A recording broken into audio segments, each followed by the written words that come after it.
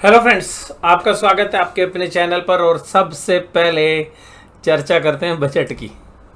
Budget में देखिएगा जी, BJP government ने लंका लगा दी। लंका लगा देने का मतलब समझते हैं आप? मैं श्रीलंका की बात नहीं कर रहा हूँ। और क्या रहा आज बजट में, तो देखिएगा सबसे पहली बात हमने कहा था कि भाई अब बीजेपी को जो झटका लगा है ना जोर से इलेक्शन के अंदर, तो बीजेपी ने जोर का झटका धीरे से जो है मिडिल क्लास को तो दिया ही दिया है, साथ में हम इन्वेस्टर कम्युनिटी को भी दे दिया है। और हम एक्सपेक्ट कर रहे थे कि सरकार जो है वसूलेगी हमसे। तो मैं कह भी रहा था पिछली बार कि देखिएगा कंपनियों पे तो खूब मेहरबान रही है, कॉरपोरेट के ऊपर खूब जबरदस्त तरीके से मेहरबान ये कंपनी रही है। और स्टार्टअप पे तो देखिएगा जो एंजल टैक्स है वही हट गया है। और कॉरपोरेट्स पे देखिएगा टैक्स रेट इंडिविजुअल से लेते हैं भैया 30%, कंपनी से लेते हैं 25%। कोई सुधार नहीं हुआ। चलिए जी, कोई बात नहीं। दूसरी बात कि अगर कुछ इम्प्रूवमेंट कॉरपोरेट्स की तरफ से आती तो कॉरपोरेट्स एक खर्चा करते थे पहले, वो था डिविडेंड डिस्ट्रीब्यूशन टैक्स। वो 2-3 साल पहले जो है हटा दिया था। वो अब रिटेल इन्वेस्टर्स ने देना है, यानी कि अल्टीमेटली मिडिल क्लास ही उससे ज़्यादा प्रभावित रहता है। अब अपनी जेब से भैया वो दो आप। दूसरी बात है कि उसके बाद कंपनी ने बायबैक करना शुरू कर दिया कि भाई ठीक है, शोल्डर पे बर्डन ना पड़े, तो कंपनी बायबैक टैक्स देती थी। अब क्या सरकार ने कहा कि भाई ठीक है, वो जो टैक्स का बर्डन है वो शोल्डर पे डाल रहे हैं, यानी कि रिसिपिएंट पे डाल रहे हैं। तो कहते हैं सर वो तो हम भी पहले के भी कैपिटल गेन टैक्स देते थे। नहीं, इस बार दूसरा प्रोविजन है। प्रोविजन ये है कि अगर मान लीजिएगा आपने टीसीएस का शेयर लिया 3,000 में और 5,000 में बायबैक में दे दिया, तो पहले 2,000 रुपये के गेन पे टैक्स लगता था, पूरे 5,000 रुपये लगेगा। और जो 3,000 रुपये है वो आपका लॉस की तरीके से कैटेगराइज होगा। तो जो भी आपका 3,000 रुपये है तो वो आप लॉन्ग टर्म कैपिटल लॉस की तरह एडजस्ट कर लेंगे। मान लीजिए आप 2-3 साल से शेयर्स लेके बैठे हुए तो अल्टीमेटली कुल मिलाकर जो कैश आउटफ्लो है शेयर होल्डर्स के हाथ से वो ज़्यादा जाएगा। तो अल्टीमेटली कंपनियों पर तो देखिएगा सरकार मेहरबान रही है, लेकिन जो खून निचोड़ा है वो मिडिल क्लास का है। अभी आगे भी और बात करते हैं। अगली बात है कि जो इंडेक्सेशन मिलता था लॉन्ग टर्म कैपिटल गेन के ऊपर, कि भाई कोई असेट्स है वो इन्फ्लेशन के हिसाब से उसकी कीमत बढ़ रही है और फिर आपने जो बेची है तो डिफरेंस अमाउंट पे टैक्स लगता था। अब बिना इंडेक्सेशन भी हालांकि चॉइस होती थी, तो उसमें 10% होती थी और वैसे 20% होती थी। तो वो अब इंडेक्सेशन तो आप लगा ही नहीं पाओगे। तो सरकार ने कहा सीधा भैया जितनी की सेट्स खरीदी थी, जितनी की बेची है, डिफरेंस के ऊपर भैया सीधा 12.5% टैक्स दे दो, जो कि 10 से बढ़ाकर 12.5 कर दिया। और हमें याद है कि हम लॉन्ग टर्म कैपिटल गेन पे 1 रुपये का टैक्स नहीं देते थे क्योंकि एग्जेम्प्टेड था। उसके अलावा जो डिविडेंड मिलते थे वो एग्जेम्प्टेड होते थे। लेकिन अब डिविडेंड पे भी टैक्स लगेगा, बायबैक पे भी टैक्स लगेगा, लॉन्ग टर्म कैपिटल गेन पे भी 2.5% और बढ़ा दिया। उसके बाद अगली चोट लगी है शॉर्ट टर्म कैपिटल गेन के ऊपर, यानी कि आप जो शॉर्ट टर्म कैपिटल गेन पे टैक्स देते थे वो 5% एक्स्ट्रा लग गया।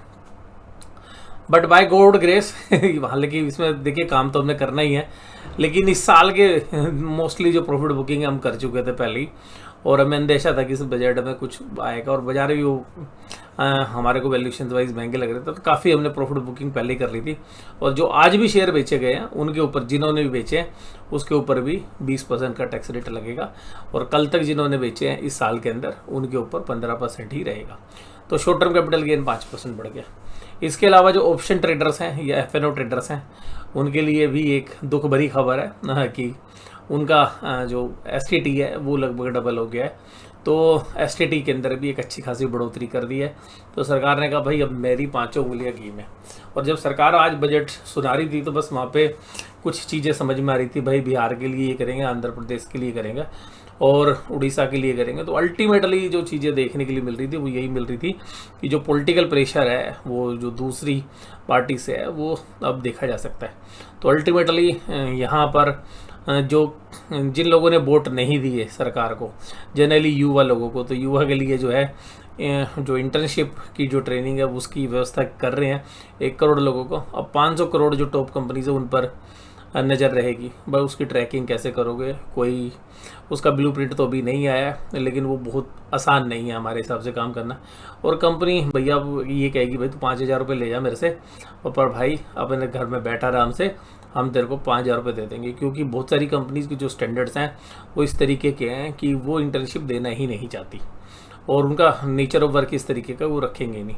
और कुछ ऐसी क्वालिफिकेशन वाले लोग हैं जिनको इंटर्नशिप्स कंपनी रख सकती है, उनको पहले ही सरकार ने बाहर कर दिया है नोटिफिकेशन में कि भाई उस तरीके के लोग, यानी कि जो वेल क्वालिफाइड है, IIM वगैरह हैं, CS CWA CS वाले जैसे लोग हैं, उनको इंटर्नशिप की सुविधा ही नहीं उपलब्ध होगी। तो अल्टीमेटली जिनको कहीं नौकरी नहीं लग सकती उसी तरीके के लोगों को इंटर्नशिप देने की व्यवस्था की है। यानी कि कहने का मतलब है कि 1 साल की व्यवस्था कर रही है, और हालांकि उसमें कुछ खर्चा जो है CSR से कंपनियों को भी करना है। तो कुल मिलाकर मेरे हिसाब से ये जो बजट था निवेशकों के लिए मैं बात कर रहा हूँ, या वो ट्रेडर है या निवेशक है, उनके लिए देखिएगा 0 सन्नाटा था ये, यानी कि बहुत ही ख़राब रिजल्ट हमारे हिसाब से इस पैमाने पर रहा। हालांकि जो बाकी चीज़ें थी वो जस की तस थी, और जैसी हर बार रहती हैं उसी तरीके से थी, बट अल्टीमेटली हमारे को जो सेटबैक मिला है वो इन्वेस्टर्स के लिए, और कुछ जगह पे तो ऐसा भी लग रहा है कि जो कॉर्पोरेट्स में और जो इंडिविजुअल टैक्स पेयर के बीच में, तो ऐसा लग रहा है कहीं ना कहीं अन्याय हो रहा है टैक्स पेयर के साथ। और बाज़ार पे उसका क्या रिएक्शन रहा, तो बाज़ार ने तो देखिएगा एक बार बाज़ार को नतमस्तक कर दिया था। लेकिन होता क्या कि सरकार भी इस बात को जानती कि अगर हम बजट दे रहे हैं तो म्यूचुअल फंड्स के पास बहुत पैसा है, तो बाज़ार को गिरने तो देना नहीं था आज। अब बाज़ार की जो गिरावट है वो हो सकता है कि आगे कंटिन्यू रहे। तो इंडिया के अंदर अगर हम बात करें तो अब शेयर बाज़ार के अंदर अगर हम 20% टैक्स देंगे, तो आप ये समझिएगा कि सारा रिस्क भी लेंगे, 20% भी देंगे, और STT भी देंगे अलग से। तो अल्टीमेटली ये जो टैक्स है ये कहीं ना कहीं जाके 40-50% के आसपास जाके बैठेगा। वो डिपेंड करता है कि आप कितनी बड़ी पोजीशंस लेते हैं, तो या कितना टाइम पीरियड आप उसको होल्ड करते हैं।